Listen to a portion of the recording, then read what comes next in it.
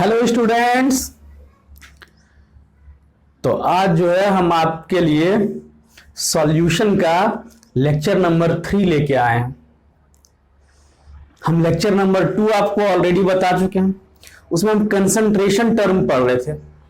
उसमें हम आपको दो कंसंट्रेशन टर्म बता चुके हैं, wait by weight percent and volume by volume percent. ये हम आपको बता चुके हैं। अभी जो है हम आपको आगे जो है ना कंटिन्यू करेंगे कंसंट्रेशन टर्म में से ही। और कंसंट्रेशन क्या होता है, डाइल्यूशन क्या होता है, कंसंट्रेशन टर्म वगैरह ये सारा हम जो है ना आपको लेक्चर नंबर 2 में बता चुके हैं। तो अगर आपको कुछ प्रॉब्लम है तो पहले लेक्चर नंबर 1 देखिए, फिर 2 देखिए, फिर जो है ना लेक्चर नंबर 3 देखिएगा। आपको जो है ना बढ़िया से समझ में आएगा।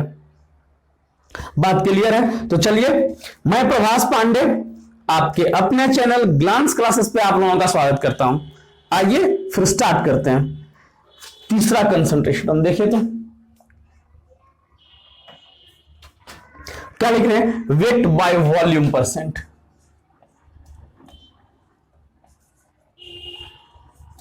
वेट बाय वॉल्यूम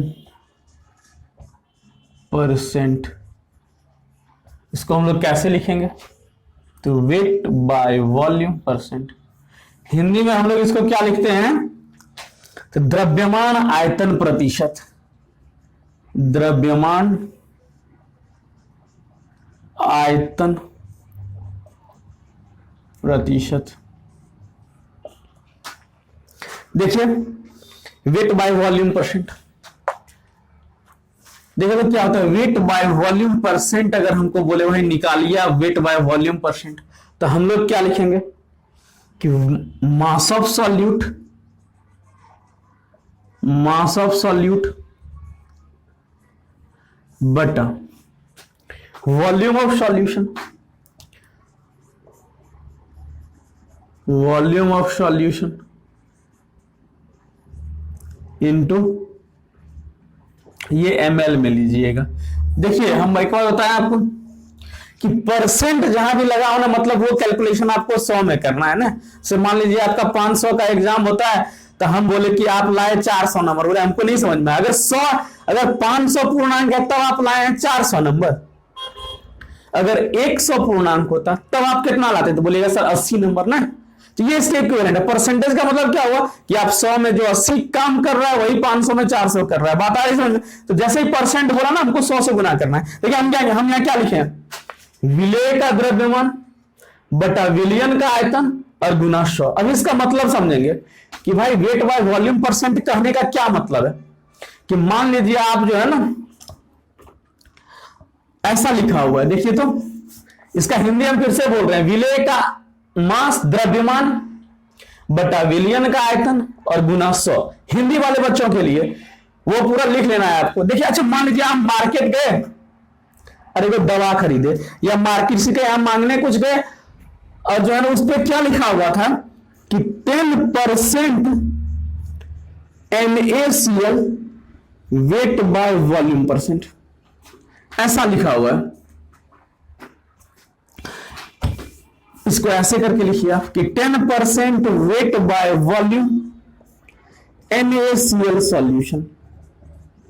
आप क्या समझिएगा इसका मतलब कि आप किसी के घर में गए, वो आपको वो बोतल दिया, ठीक है, बोतल में शीशी दिया, उस शीशी पे, उस बोतल पे क्या लिखा हुआ था कि 10% weight by volume NaCl solution है उसमें। अब इसका मतलब आप क्या समझिएगा कि देखिए क्या समझिएगा कि 10 ग्राम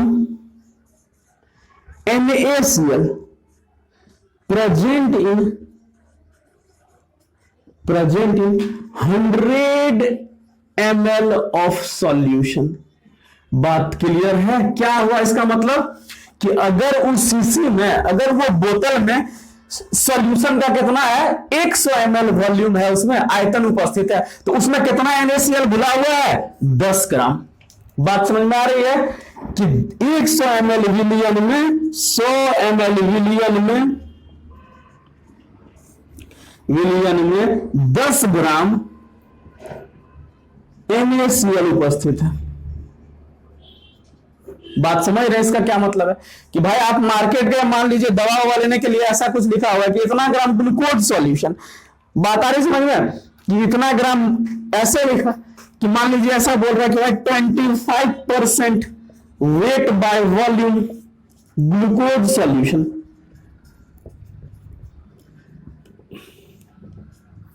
अब इसका मतलब क्या है, तो आप फिर वही बात समझिएगा ना कि अच्छा 20 ग्राम ग्लूकोज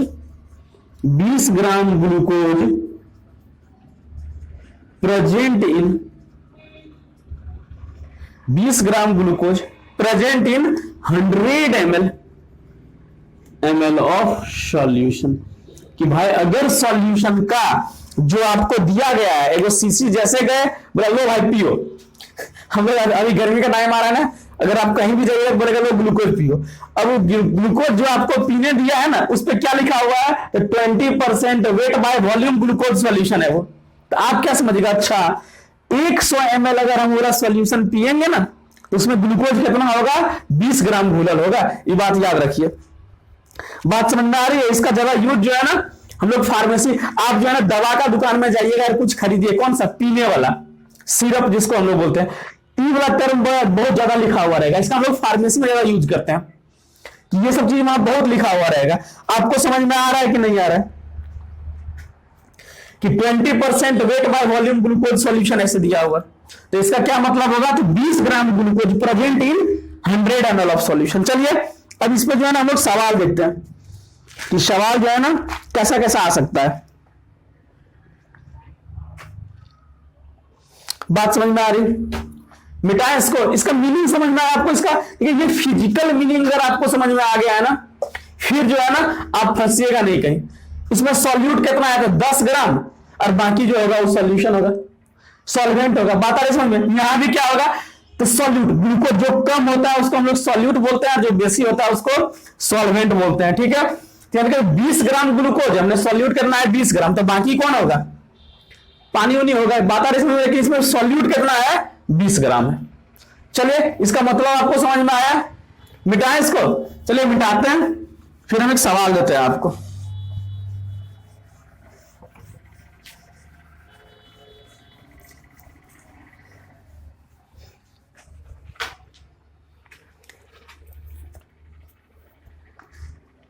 देखिए तो हम क्या बोल रहे हैं, ए शुगर सॉल्यूशन, सवाल क्या है, ए शुगर सॉल्यूशन,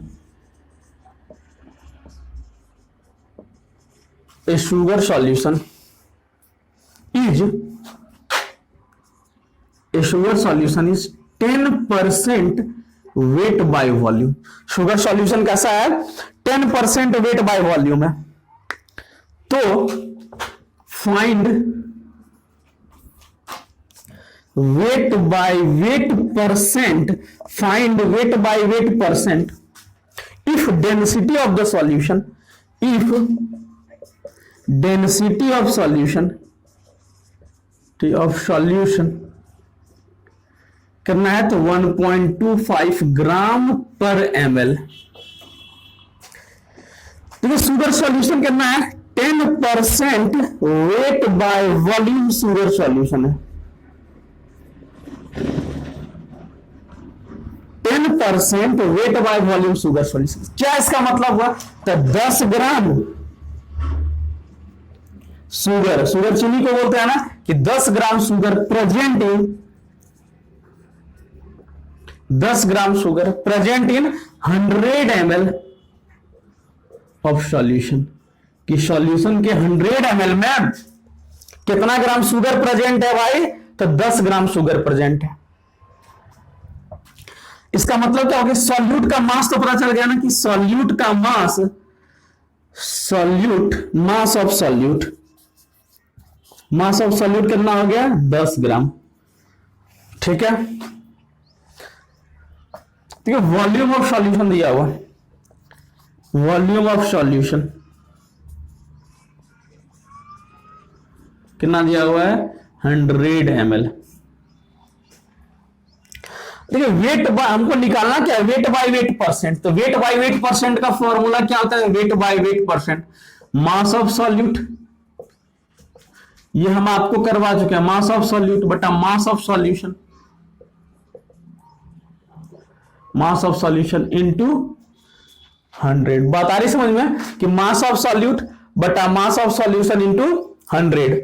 अच्छा, मास ऑफ सॉल्यूशन दिया हुआ है क्या? मास ऑफ सॉल्यूशन नहीं दिया हमको, तो वॉल्यूम ऑफ सॉल्यूशन दिया हुआ और डेंसिटी दिया हुआ है। अच्छा, डेंसिटी थोड़ा सा समझ, डेंसिटी क्या होता है? डेंसिटी बराबर होता है मास बटा वॉल्यूम। मतलब दिए गए आयतन में, दिए गए वॉल्यूम में किसी चीज का कितना अमाउंट है, उसी को डेंसिटी बोलते हैं ना। बात आ रही समझ में? हम बोले आपको कि आप एगो प्लास्टिक का बोरा लीजिए, उसमें रुई भरना स्टार्ट कीजिए, भर दिए। एक में बालू भरना स्टार्ट कीजिए, भर दिए। हमने दो उठाइए, किसको आप बढ़िया उठा लीजिएगा? बालू वाले के ना, नहीं उठा पाइएगा ना। तो रुई क्या हुआ कि उसी वॉल्यूम में रुई का कम मास आया तो डेंसिटी कम हो गया। उतने वॉल्यूम में बालू पूरा ठूस ठूस के भर गया, उसका ज्यादा मास आया तो उसका डेंसिटी ज्यादा हो गया। तो मास बटा वॉल्यूम बराबर होता है डेंसिटी। तो देखिए, तो इसका सॉल्यूशन का अगर मास बटा वॉल्यूम, डेंसिटी बराबर ना, तो मास बराबर क्या हो जाएगा? डेंसिटी गुना वॉल्यूम ना। डेंसिटी किसको वॉल्यूम से गुना कर दें, तो डेंसिटी कितना दिया हुआ है? तो 1.25 इंटू वॉल्यूम करना है 100, कितना आ जाएगा? 125 ग्राम ना। अब देखिए, तो वेट और बाय वेट परसेंट निकालना कितना आसान हो गया नहीं, कि मास ऑफ सॉल्यूट कितना है? 10 ग्राम, मास ऑफ सॉल्यूशन 125 ग्राम, और इसको 100 से गुना कर दीजिए ना। तो इसको काटिए, 25 से 25, 5 का 20, 5 दूना 10, कितना आ जाएगा? तो 8% वेट बाय वेट ना। अच्छा, 8% वेट बाय वेट का मतलब आपको समझ में आ रहा है ना, कि 8% वेट बाय वेट आपको समझ में आ रहा है कि नहीं आ रहा है? 8% वेट बाय वेट का मतलब क्या है कि अगर आप 100 ग्राम लीजिएगा सॉल्यूशन का, तो सॉल्यूट उसमें कितना है? 8 ग्राम है। ये हम आपको पहले ही बता चुके हैं। 8% वेट बाय वेट का मतलब क्या है कि अगर सॉल्यूशन का आप 100 ग्राम लीजिए तो उसमें सॉल्यूट कितना मिलेगा? 8 ग्राम आपको मिलेगा। बात क्लियर है कि नहीं क्लियर है?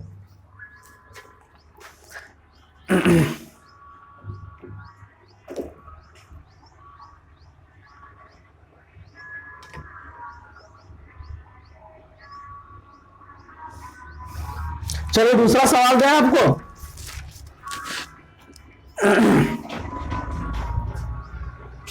अच्छा, ये आपको समझ में आया कि नहीं आया, हमको ये बताइए। चलिए हम लोग अब आगे पढ़ते हैं। मोल फ्रैक्शन क्या होता है,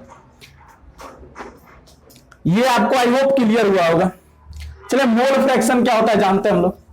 अब चौथा हम लोग कंसंट्रेशन टर्म पढ़ेंगे, मोल फ्रैक्शन। इसमें देखिए, हम आपको दोनों रिकॉल करवा दिए हैं ना,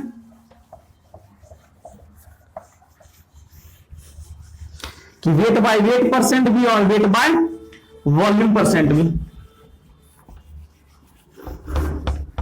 चलिए अब हम बात करते हैं किसका?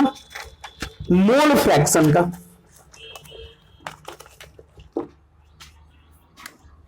कि मोल फ्रैक्शन क्या है, देखिए तो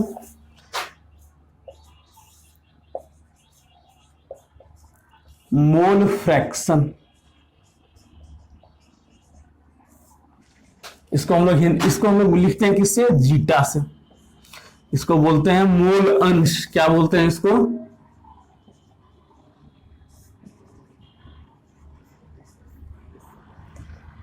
देखिए, मोल अंश होता क्या है, उसके पहले आप जो है ना समझिए कि मोल क्या होता है। देखिए, मोल अंश हम लोग कैसे निकालेंगे। फिर मोल क्या होता है? अच्छा, अमाउंट ऑफ सब्सटेंस का ऐसा यूनिट है ना, हम लोग 7 को पढ़े थे फंडामेंटल यूनिट्स, आपको पता होगा शायद कि 7 फंडामेंटल यूनिट्स, उसमें मोल भी एक आया था। तो मोल किसका यूनिट आता है? अमाउंट ऑफ सब्सटेंस का, कि पदार्थ की मात्रा जो है ना, या पदार्थ का जो परिमाण है, उसका जो ऐसा यूनिट है उसको हम लोग मोल बोलते हैं। जानेंगे मोल कैसे निकालते हैं। पहले देखिए तो हम क्या बोले कि यहां देखिए, यहां पर हमने एक सॉल्यूशन बनाए, यहां सॉल्यूशन किसका है? तो ए का और बी का। ए और बी दो पदार्थ था, इसको हम मिला करके जो है ना एक सॉल्यूशन बना दिए ना। अरे देखिए, हम फ्रैक्शन क्यों बोल रहे हैं? अच्छा, ये बोलेगा कि अच्छा, ये ए बोल रहा है कि पूरा सॉल्यूशन मेरा है, होगा ऐसा क्या? बोलेगा बी मेरा भी तो है भाई। अगर बी बोलेगा ये पूरा सॉल्यूशन मेरा है, तो ए बोलेगा मेरा भी तो है। नहीं, आप और आपका फ्रेंड मिल करके जो है ना कोई बिजनेस स्टार्ट किया, तो आप क्या बोलेगा? बिजनेस मेरा है। बोलेगा नहीं भाई, उसमें उसका फ्रैक्शन पार्ट जो का हिस्सा मेरा है, बाकी मेरे दोस्त का है ना। आपका दोस्त भी यही बात बोलेगा कि उसका फ्रैक्शन पार्ट मेरा है, बाकी मेरे दोस्त का, चाहे जो भी परसेंट हो। तो देखिए तो यहां कि मोल, अब देखिए इसमें इस सॉल्यूशन में ए का भी तो मोल होगा ना, मतलब ए की मात्रा होगी ना, उस मात्रा को हम लोग मोल से लिख रहे हैं कि ए का मोल ऑफ ए, इसको हम लोग क्या लिख रहे हैं, मोल ऑफ ए, और इसको हम लोग डिनोट कर रहे हैं किससे, एन ए से, कि ए का मोल कितना है, तो एन ए की मात्रा है, लिख रहे हैं, मात्रा को हम लोग मोल से लिख रहे हैं और कुछ भी नहीं। अभी मोल कैसे निकालेंगे पता चलेगा। मोल ऑफ बी, इसमें बी का मोल कितना होगा, मोल ऑफ बी कितना होगा, इसको हम लोग लिख रहे हैं एन बी। हम पूछे टोटल मोल कितना है, तो बोलेगा सर टोटल मोल जो होगा, टोटल मोल जो होगा वो क्या होगा, तो N A plus N B ने। तो फ्रैक्शन का मतलब क्या है, अगर हम पूछे भाई ए का मोल फ्रैक्शन बताओ, ए का मोल फ्रैक्शन बताइए, ए का मोल फ्रैक्शन, इसको हम लोग लिखेंगे किससे, तो जीटा ऑफ ए से ना। जीटा ऑफ ए क्या होगा, तो बोलेंगे सर ए का मोल कितना में, तो टोटल मोल में ना। आप और आपका मित्र मान लीजिए 60 और 40 के जो है ना हिसाब से कोई मान लीजिए बिजनेस स्टार्ट किए, तो हम बोले भाई आपकी भागीदारी कितना है, तो बोलेगा सर 40%। तो 40% कैसे निकालेगा, तो 40 प्लस 60, यही बात है ना कि हम बोले आपका फ्रैक्शन बताइए, तो बोलेगा सर मेरा हिस्सा 40 है, कितना में, तो टोटल में। देखो तो ए का हिस्सा कितना है, तो एन ए कितना में, तो N A plus N B में। बात आ रही समझ में। अगर हम बोले इसी तरह एक्स बी बताओ भाई कि बी का मोल फ्रैक्शन कितना है, बोलेगा एन बी बटा N A plus N B. जिसका भी आपको मोल, इसका मतलब क्या हुआ कि अगर मोल फ्रैक्शन को हम लोग को डिफाइंड करने बोले तो हम क्या बोलेंगे कि जिस कंपोनेंट का it is defined as the number of mole of one component, it is defined as the ratio of number of mole of one component to the total number of mole of the solution ना। एक compound का, एक element का मोल बटा total number of मोल। बात आ रही समझ में कि नहीं आ रही है, कि अगर हम ए के मोल की बात करेंगे तो ए का मोल फ्रैक्शन का ए का मोल बटा टोटल नंबर ऑफ मोल। अगर मान लीजिए 3 गो कंपोनेंट होता, इसमें ए बी और सी भी हो जाता, तब हम अगर बोलते तो आप बोलते सर ये फॉर्मूला आप लोग याद कर लीजिएगा। अगर हम बोलते कि अभी बताइए कि एक्स जीटा ऑफ ए क्या होगा, तो बोलेगा सर नंबर ऑफ मोल बटा टोटल मोल। तो अब किसका किसका मोल है, ए का मोल प्लस बी का मोल प्लस सी का मोल। बात समझ में आ रही है कि नहीं आ रही है। मतलब जिसका भी आपको निकालना है उस ऊपर में उसका मोल लिखिए और नीचे में टोटल मोल से भाग दे दीजिए। देखिए फ्रैक्शन जो होता है और क्या होगा, तो zeta of A plus zeta of B, इसका सम हमेशा 1 होगा। अरे भाई फ्रैक्शन है ना, फ्रैक्शन का सम तो एक के बराबर होगा ना। हम बोले कि आप देखिए तो आप बोलेगा मेरा 60%, तो 0.6, आपके फ्रेंड का 40%, 0.4 जोड़िए कितना होगा 1।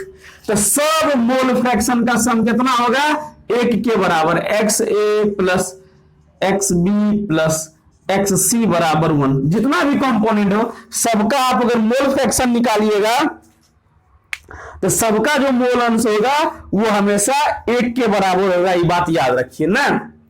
अच्छा मोल कैसे निकालेंगे, तो मोल का फॉर्मूला क्या होता है, मोल बराबर तो गिवन मास बटा मोलेकुलर मास। हम बोल रहे हैं कि यहां पे आपके पास जो है ना, आपके पास मान लीजिए 9 ग्राम H2O दिया हुआ है, तो इसी को बोलने का तरीका है। मोल भी जो हम बोला कि ग्राम को केजी में बोलो तो वही बोल रहे हैं ना कि ग्राम, हम बोले कि आपके पास 2 केजी कोई चीज है, दूसरा मैं सर 2 केजी में 2000 ग्राम है, बात वही है ना। तो इस ग्राम को अगर मोल में बदलेंगे तो मोल इसका अगर हम बोले कि मोल निकालो क्या निकालेंगे, दिया हुआ मास करना है तो 9 ग्राम बटा इसका मोलेकुलर मास कितना होगा, तो एक हाइड्रोजन का 1 तो 2 का 2 + 16 बराबर कितना हो जाएगा, तो 18 ग्राम पर मोल। यही होता है मोलेकुलर मास ना। तो ग्राम में ग्राम को मारा, इसने इसको मार दिया, कितना होगा 1/2 मोल। बात आई समझ में कि नहीं आई, कि अगर हमको मोल निकालना है, आसान है ना। चलिए इस पे आप लोग 1-2 देख लीजिए, फिर जो है ना हम लोग आगे बढ़ते हैं कि मोल फ्रैक्शन जो है, मान लीजिए एक सॉल्यूशन दिया हुआ है, उसमें सबका मोल फ्रैक्शन निकालना है हमको।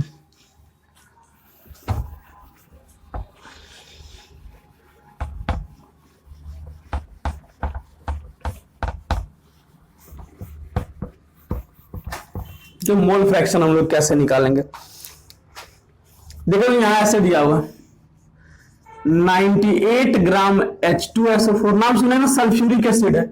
98 ग्राम H2SO4 और 36 ग्राम H2O को आप मिला दिए, एक सॉल्यूशन बना दिए, ठीक है। हम बोले कि H2SO4 का आप हमको मोल फ्रैक्शन बताइए और H2O का मोल फ्रैक्शन बताइए। तो सबसे पहले मेरा काम क्या होगा, तो दोनों का मोल निकाले है ना। तो मोल H2SO4 का H2SO4, तो क्या लिखेगा, गिवन मास, जो मास आपको दिया हुआ है, कितना दिया हुआ है 98 ग्राम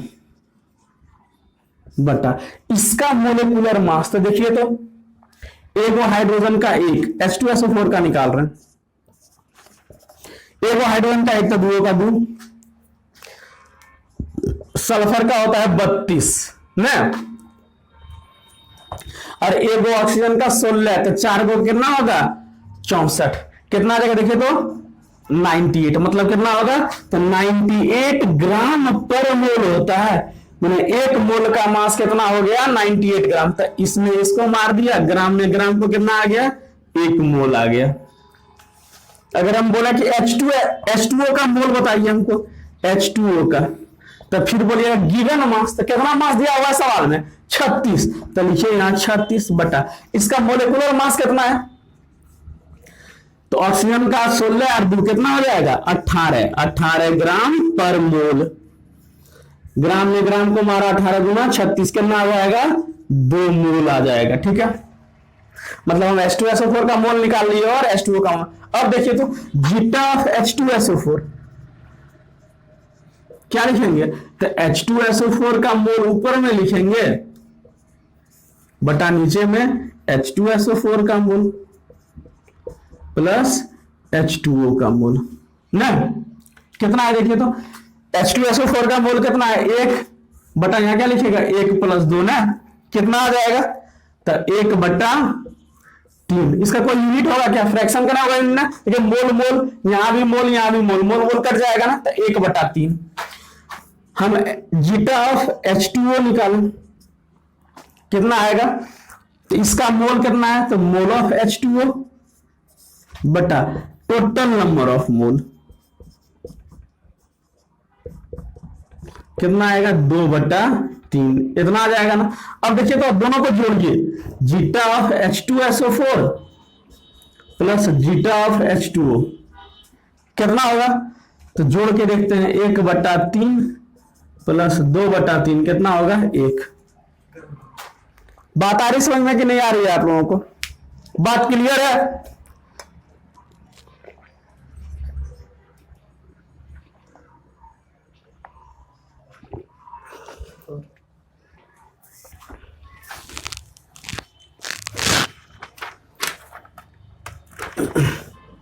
ये समझ में आ रहा है आप लोगों को, मोल फ्रैक्शन निकाल लीजिएगा ना। मोल फ्रैक्शन बहुत आसान है, समझ रहे ना, एकदम इजी चीज है नहीं। एक और देख लीजिए, एक और चीज करते हैं हम लोग, एक और मोल फ्रैक्शन निकालते हैं हम लोग, ठीक है ना। एक और मोल फ्रैक्शन निकालिए,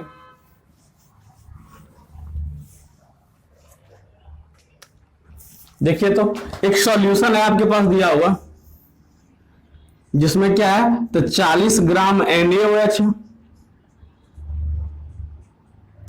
और 54 ग्राम H2O है। 40 ग्राम NaOH और 54 ग्राम H2O है।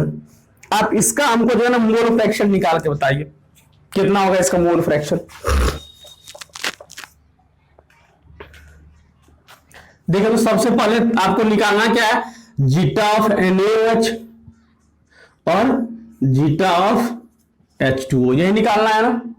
चलिए सबसे पहले हम लोग मोल निकाल लेते हैं। तो mole of NaOH, mole of NaOH कितना होगा, तो गिवन मास कितना है, 40 ग्राम डिवाइडेड बाय इसका मोलिकुलर मास कितना होगा, तो इसका 23 सोडियम का, 16 ऑक्सीजन का और 1 हाइड्रोजन का, 16 23 और 16 39 और 1 40 ग्राम पर मोल, कितना हो जाएगा, 1 मोल।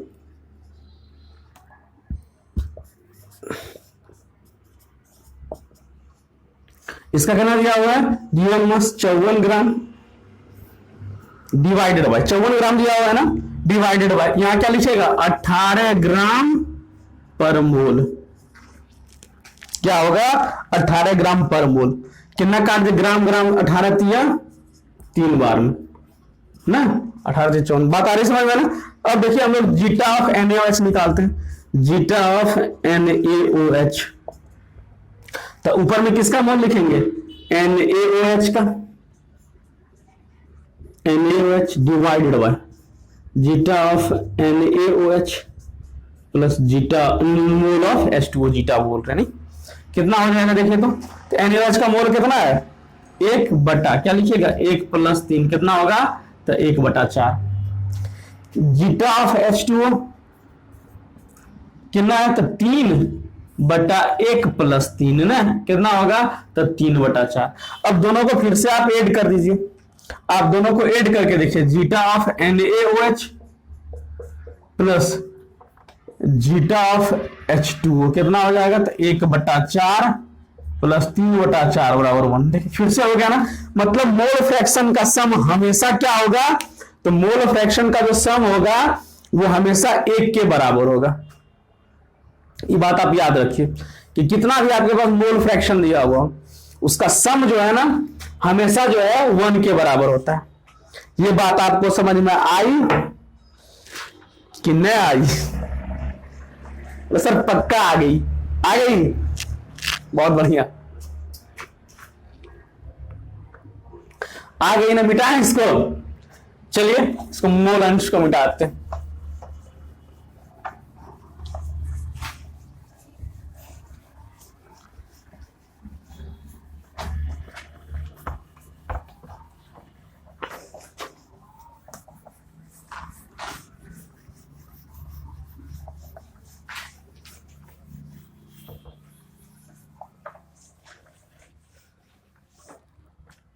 देखिए इसके बाद जो है ना कंसंट्रेशन टर्म आता है, पार्ट्स पर मिलियन, पांचवा क्या है, PARTS, पार्ट्स पर मिलियन। इसको हम लोग हिंदी में क्या लिखेंगे, इसको हम लोग बोलते हैं भाई PPM, क्या बोलते हैं इसको, PPM, पार्ट्स प्रति मिलियन। हिंदी में इसको ऐसा लिखा जाता है, पार्ट्स प्रति मिलियन। एक और आता है पार्ट्स पर बिलियन, इसको हम लोग बोलते हैं क्या, PPB, पार्ट्स प्रति बिलियन, पार्ट्स प्रति बिलियन। देखिए अगर आपको मिलियन मैंने क्या होता है पता है, 10 का पावर 6, और बिलियन मैंने क्या होता है 10 का पावर 9।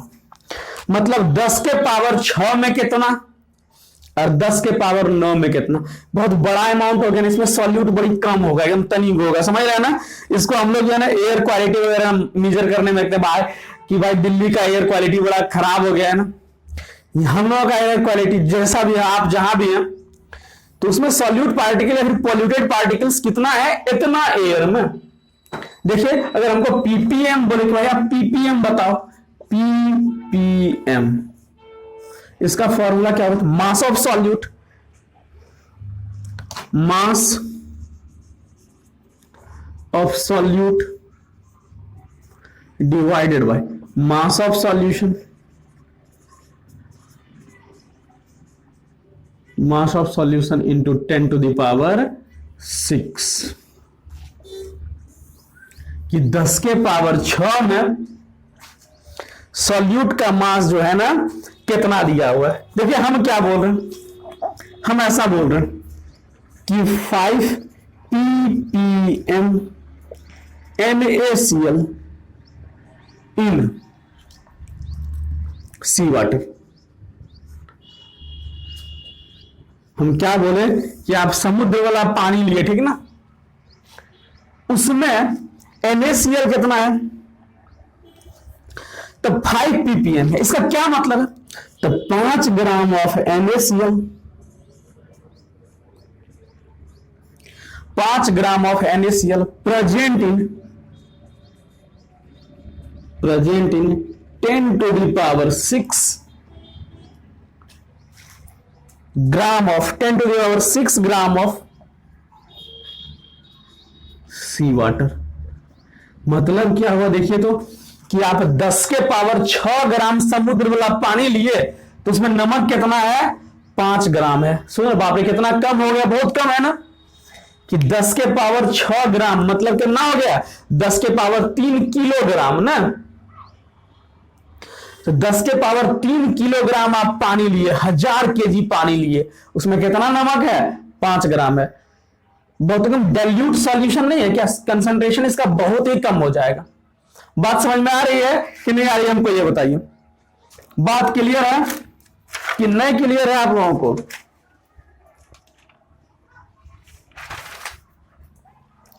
देखिए हम पीपीबी की बात कर रहे हैं कि पी और बी ये क्या होता है, तो हम यहां क्या लिखें, विलेय का द्रव्यमान डिवाइडेड बाय विलियन का द्रव्यमान और गुना 10 के पावर 6। अगर आप हिंदी की बात करें तो विलेय का द्रव्यमान बटा विलियन का द्रव्यमान गुना 10 के पावर 6। पीपीवी का मतलब क्या होगा, तो mass of solute, mass of solute बटा mass of solution, mass of solution into 10 to the power 9। जो हम लोग मिलियन में बात कर रहे थे, अब वो बात बिलियन में करेंगे ना, मिलियनर और बिलियनर। बात आ रही समझ में। तो यहां क्या होगा, तो विलेय का द्रव्यमान डिवाइडेड बाय विलियन का द्रव्यमान गुना 10 के पावर 9। देखिए तो अगर हम यहां यही सवाल ऐसे लिखें कि 5 ppb NaCl in sea water,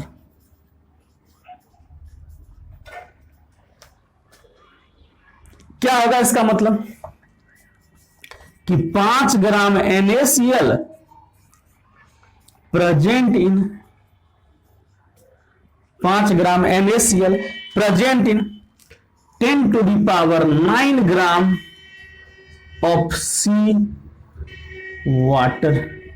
बात आ रही है आप लोगों को समझ में कि 5 ग्राम NaCl जो है 10 के पावर 9 ग्राम आप सी वाटर लिए, उसमें कितना NaCl आपको मिल रहा है, 5 ग्राम। तक क्या बोलिएगा, कंसंट्रेशन कितना है, तो 5 ppb उसका कंसंट्रेशन है। बात आ रही है समझ में।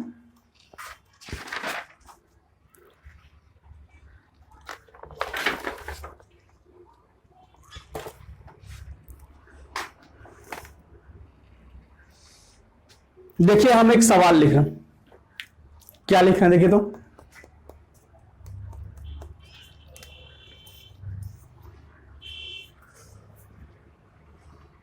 हम ऐसा लिख रहे हैं,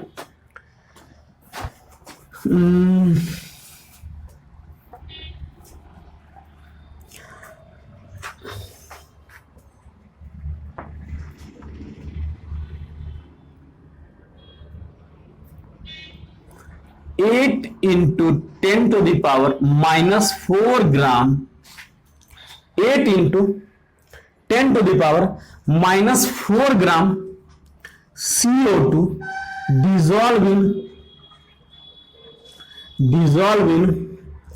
100 ग्राम ऑफ एयर। हम क्या बोले कि हवा का आप कितना लिए, हवा जो है ना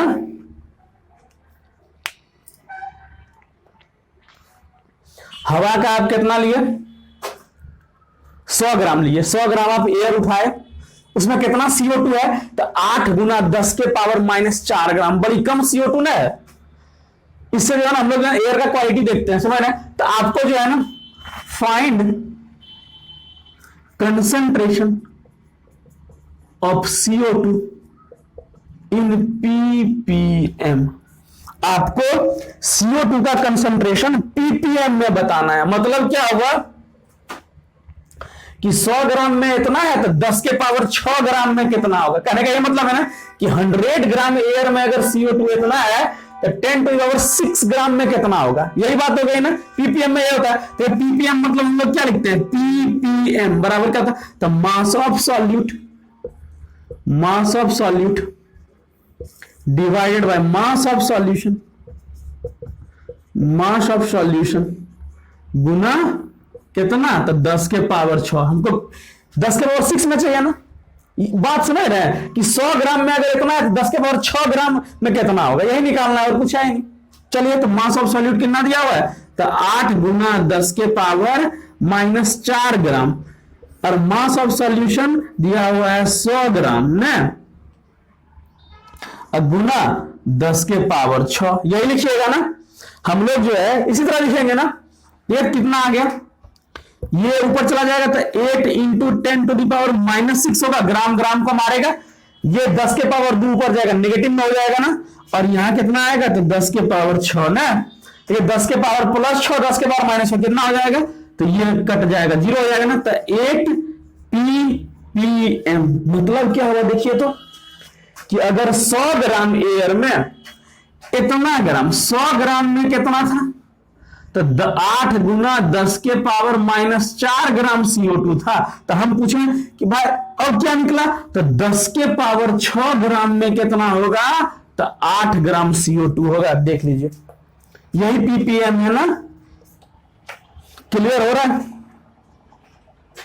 कि 100 ग्राम में अगर इतना, 100 ग्राम में इतना है, तो 10 टू दी पावर 6 ग्राम में कितना होगा, तो 8 ग्राम होगा। 8 ppm का मतलब वही हो गया ना कि 8 ppm का क्या मतलब हो गया कि 8 ग्राम CO2, इसका मतलब क्या हुआ कि 8 gram CO2 present in 10 to the power 6 gram air. कहने का ये मतलब है ना, देखिए यहां हम चीज लिख चुके हैं, ppm का मतलब ये होता है। तो 8 ppm आ गया, इसका मतलब क्या समझिएगा कि अच्छा जो कार्बन डाइऑक्साइड है वो 10 के पावर जो है 6 ग्राम में 8 ग्राम प्रेजेंट है हवा में।